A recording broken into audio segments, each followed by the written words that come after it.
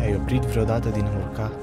Nu pentru că nu puteai, ci pentru că ți s-a spus că nu urci destul.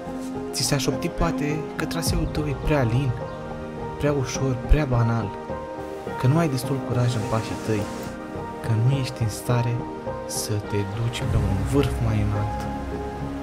Dar vezi tu, urcarea nu e o competiție cu înălțimea. Urcarea e o călătorie spre tine. Urcarea e o călătorie spre orizonturi. Dar călătorii spre orizonturi știu un lucru.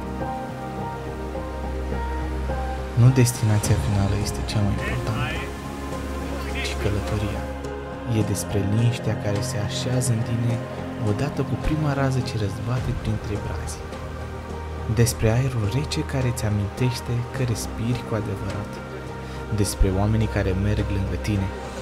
E despre pașii pe care îi faci, nu despre medaliile pe care ai putea să le aduni. Faptul că într-o lume care te cheamă să fii mereu conectat la tehnologie, tu ai ales să pui telefonul jos, să-ți poți gândurile prin pădure. Asta e deja o victorie. Nu căuta vârful, caută drumul care te va schimba pe tine. Bianca, zi-ne o părere despre această coborâre.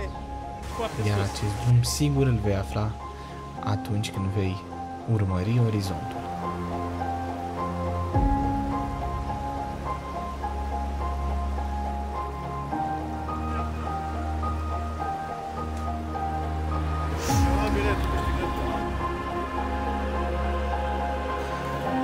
Suruf.